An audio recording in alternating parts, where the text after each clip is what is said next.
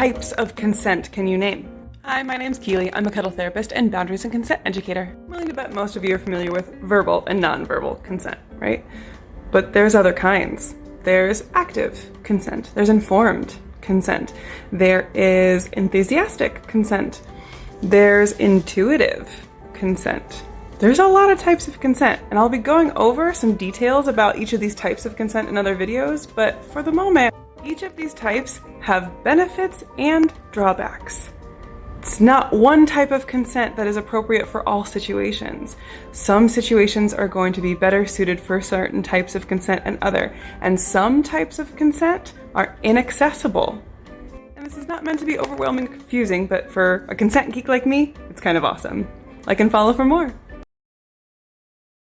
If you haven't been under a rock for the last, 3 or 4 years, then I imagine you've heard the term enthusiastic consent. And here is why enthusiastic consent isn't appropriate for every single person in every single context. Hi, my name's Keeley. I'm a Cuddle Therapist and boundaries and consent educator. So let's get back to what we're talking about. We'll start off by saying I understand why in many circumstances we want to be shooting for enthusiastic consent. It is a great bar. It's a much better bar than just the bare minimum verbal consent. And there are limitations to enthusiastic consent. Here are some of them. Someone who suffers from chronic illness or prolonged and persistent depression or a number of other issues might still want to consent to something, and they might not be able to be enthusiastic about it. And yet they still have the autonomy over their body, the full wherewithal to be able to consent, and the interest and inclination to do so, even if they're not enthusiastic about that. There are certain circumstances where an ACE individual will be in a relationship with someone who is an ACE, and they might fully, consciously, without power dynamic, want to consent to some kind of activity in the sexual realm, and it may not be something they're enthusiastic about, but they're wholeheartedly willing to participate in a thing with their partner. That's not right for everyone, but it can happen.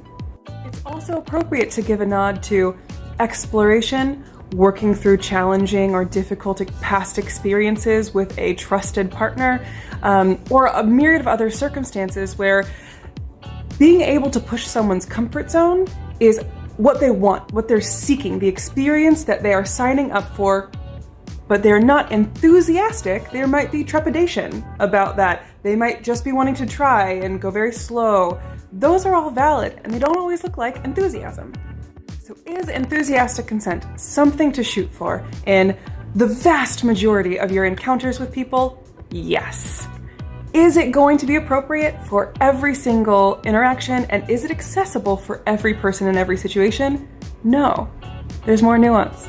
I'd love to hear if you have thoughts on this, so please comment below with what you think and whether or not you have ever been in a situation where you wanted to consent to something, wholeheartedly wanted to do that, but weren't necessarily enthusiastic about that.